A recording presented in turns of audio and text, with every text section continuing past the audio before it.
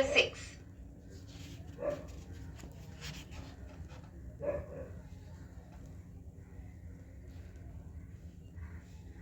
Shri Bhagavan Vach.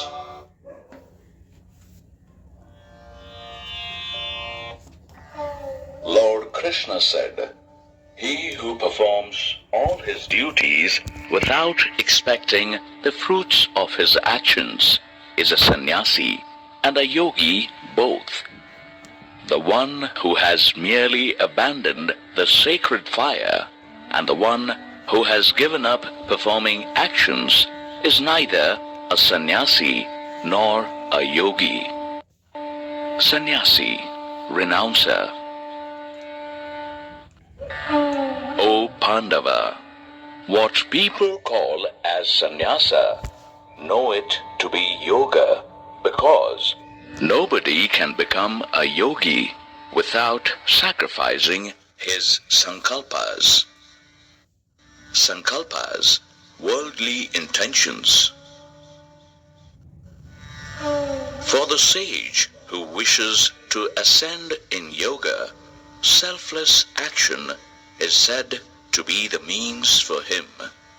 For the same sage, when he is established in yoga, giving up all his sankalpas, is said to be the beneficial means. When a person does not have any attachment for the sense objects or for the actions and has given up all his sankalpas, then he is said to have attained yoga. One should uplift the self by the efforts of his own mind, and not by allowing the self to degrade itself. For the self alone is one's own friend as well as its enemy. The one who has won over the mind, to him the mind is a friend. But for the one whose mind is not yet won by the self, to him the mind acts like an enemy. The one who has won over his mind and whose peace remains equally unaffected by the pairs of opposites such as heat and cold, pleasure and pain, honor and dishonor, such self-controlled sage is rooted in the Supreme Self. The one who is content with the knowledge of the self and the practical wisdom of life, whose senses are completely under control, and to whom a lump of earth, a stone, and gold are the same, he is said to be a yogi. The one who looks with an equal eye upon the well-wishers and the neutrals, the friends and the enemies, the middlemen, the relatives and the hypocrites, the good as well as the wrongdoers, he stands supreme. Living in solitude all by himself, the yogi who has controlled his mind and body and is free from desires and the sense of possession should constantly engage his mind in meditation. Having chosen a clean spot covered with a grass mat, a deer skin, and a cloth, one upon the other, neither too high nor too low, maintaining a firm posture, occupying that seat with one pointed mind, and controlling the functions of the mind and senses, one should practice yoga for self-purification. Self-purification. Holding the body, head and neck erect, remaining firm and fixing the gaze on the tip of the nose, without looking in other directions, being calm-minded, fearless, firm in the vow of celibacy, the yogi should sit devoted to me, with his mind fixed on me. Thus, always keeping the mind balanced, that yogi, with disciplined mind, attains eternal peace, which resides in me. O Arjuna, this yoga is not possible for the one who overeats or who observes complete fast. It is neither for the one who sleeps too much or who is always awake. Yoga becomes the destroyer of pain for him who is moderate in eating and recreation, performs actions appropriately, and is regulated in sleep and wakefulness. When his disciplined mind gets fixed in nothing but the self, then being free from all desires, he is said to be established in yoga. Just like a flame does not flicker in a windless place, similarly, the state of mind of the yogi who is practicing yoga becomes steady while meditating on God. When the mind is controlled through the practice of yoga, it becomes completely peaceful, and when the self is realized by meditating upon the self, the soul rejoices in the self alone. When a yogi experiences that absolute bliss, which is beyond the senses and can be grasped only by the purified intellect, being established in that yogi never moves away from the truth. Having attained which, there remains no greater gain, and established in which he is not shaken even by the heaviest of sorrows. That state should be known as yoga, which causes an end to the misery. This yoga should be practiced with determination and a non-depressed mind. Completely giving up all desires arising from sankalpas and restricting all the senses by the mind from all sides, one should gradually withdraw himself from the world with the help of intellect, held by firm determination. Then, fixing the mind on the self, he should not think of anything else. Drawing back the restless and unsteady mind from all those objects after which it runs, one should repeatedly fix it on the self alone. Supreme bliss comes to the yogi whose mind is peaceful, who is sinless, whose quality of rajas has been settled, and who has become one with the Brahma. Thus, always united with the self, free from sin, a yogi easily enjoys the eternal bliss of oneness with the Brahman.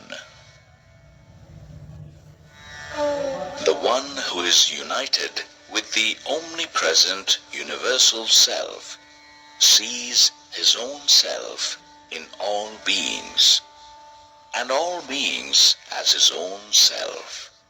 He looks on everything with an impartial eye. The one who sees me present in all beings, and all beings existing within me, he never goes out of my sight, nor do I ever go out of his sight. The yogi who is established in union with me and worships me as residing in all beings. He performs all the actions while being in me. O Arjuna, the one who sees joy and sorrow as the same in all beings, after knowing that the self alone is present everywhere, that yogi is regarded as the highest. Arjuna said, O Madhusudana, due to the restlessness of my mind, I am unable to see the way to achieve stability in this yoga of equanimity, which you have just spoken of. For, O Krishna, this restless and unstable mind is stubborn and powerful.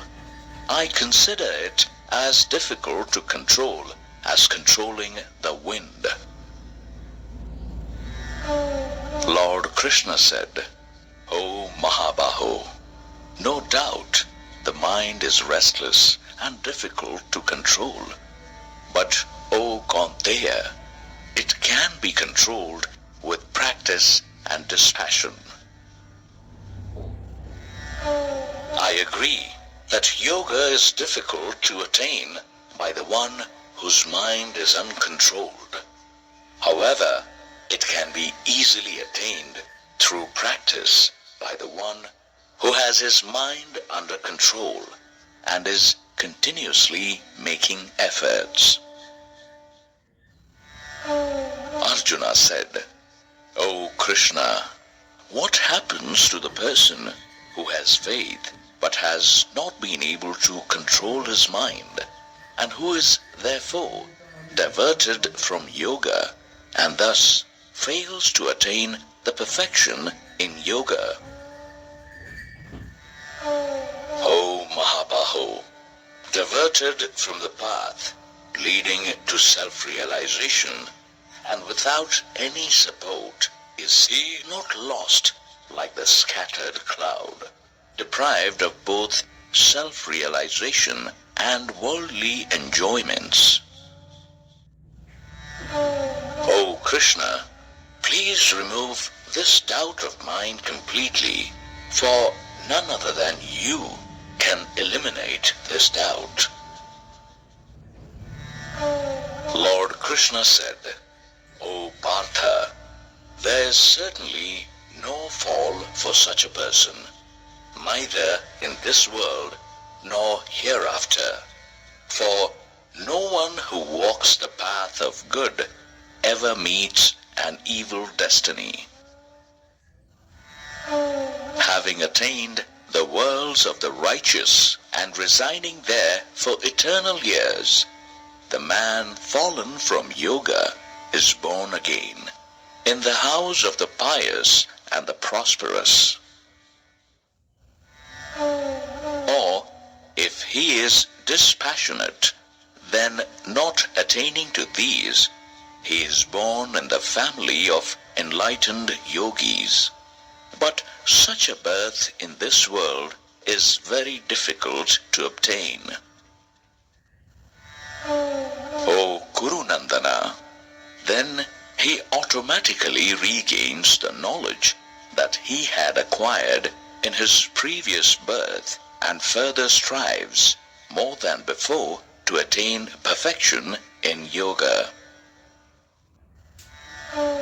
The other one who takes birth in a rich family, though under the sway of his senses, gets drawn towards me by the power of practice acquired by him in his previous birth.